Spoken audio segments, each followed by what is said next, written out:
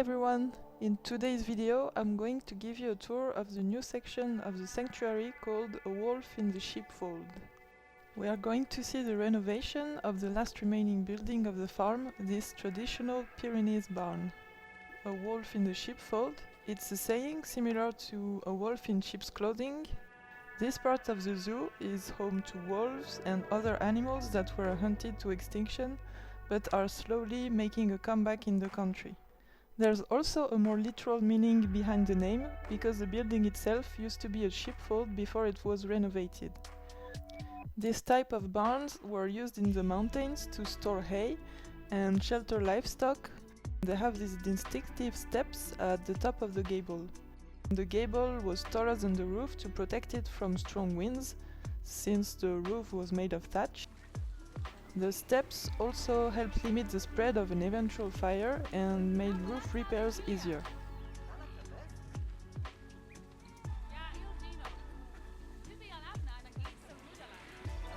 Once you enter, the first thing you'll see is the wolf habitat. It's designed to look like a forest clearing, and it's more heavily planted.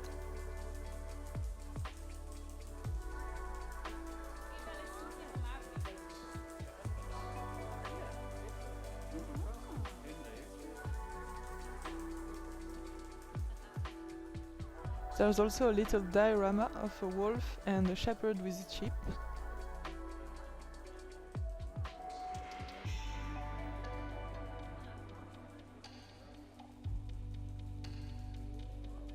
Next, there's an exhibit that talks about the relationship between human and wolves over the years. It covers everything from the stereotypes we have about them to the actual facts.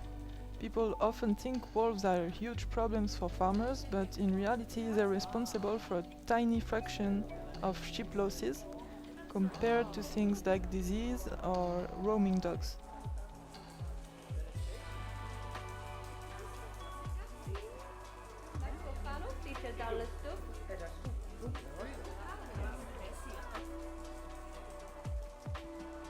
Then we have a gallery showcasing all the sayings about wolves in French. The idea here is to show how much a part of our culture these animals have always been. The wolf habitat is split into two areas, and the wolves can roam between them by walking across the top of the building. I added skylights to light up the tunnels so you can see the wolves walking above you.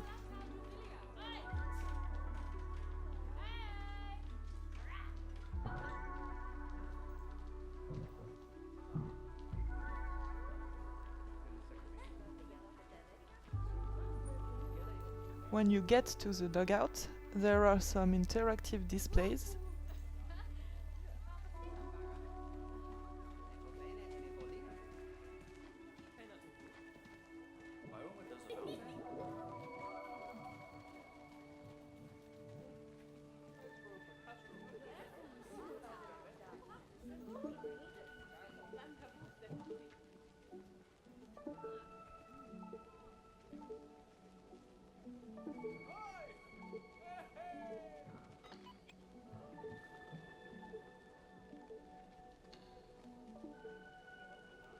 One sign introduces the wolf pack and encourages visitors to try and tell the wolves apart.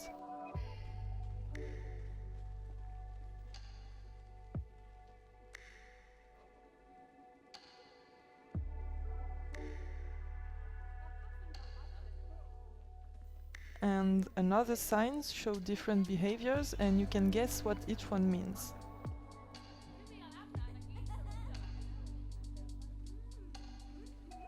There's also a window where you can see the wolves walking over the tunnel, and another one that gives you a view straight into their shelter.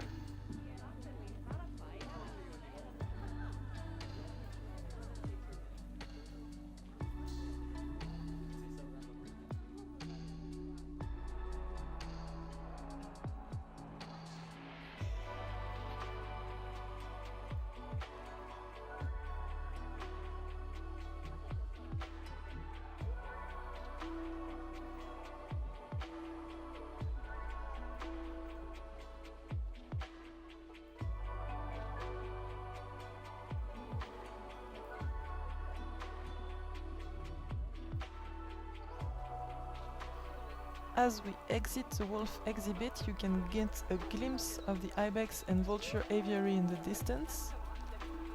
But first, let's stop by the lynx exhibit. We have 3 young male lynxes here, all from the same litter. They actually live together without any problems. Their exhibit is pretty simple. It's long and narrow with a stream running through it, which encourages the lynxes to use the climbing frame to move around. Like the wolves, lynxes were also hunted to extinction in France, mostly for their fur. Thankfully, they've been reintroduced, and their numbers are slowly growing.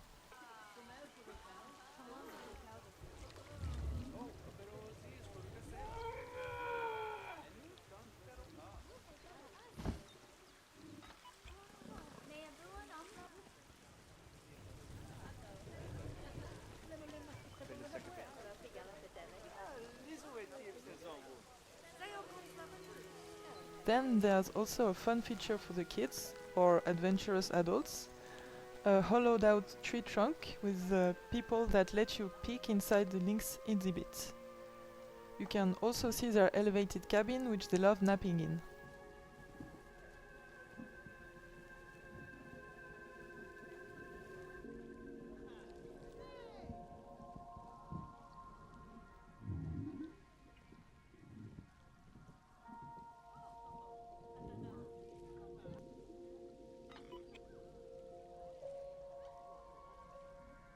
Now we'll head back to the elevated gallery. You can choose this path if you don't want to walk through the aviary, for example if you're not comfortable being so close to vultures.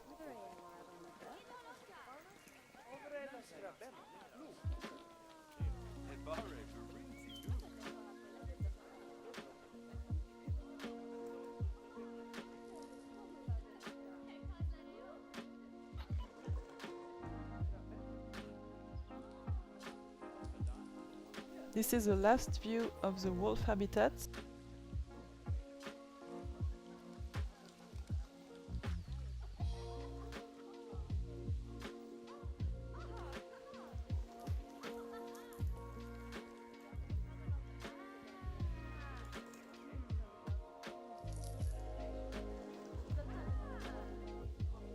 And here we are at the aviary.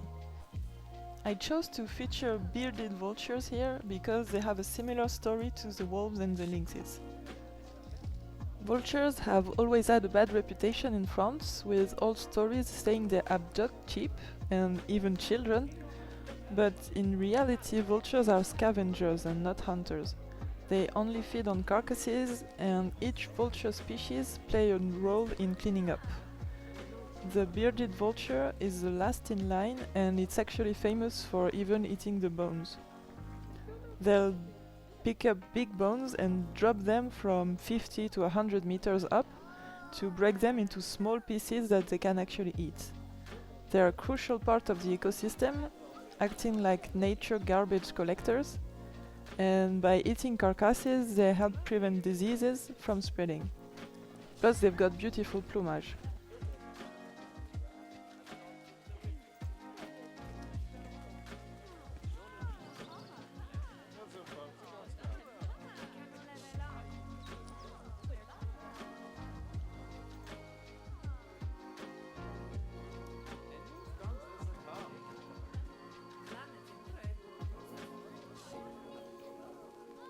The ibexes and vultures share this aviary because they live in the same habitat in the wild and don't pose any threat to each other.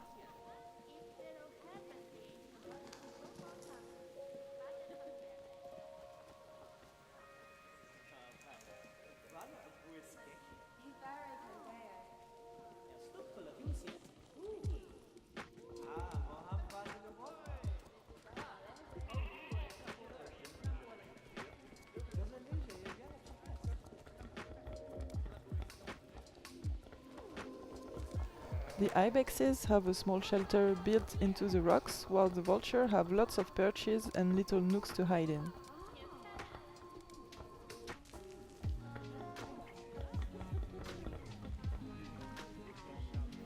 There's even a stream running down the hill to mimic the water that flows through mountain rock formations, feeding into rivers in the plains below.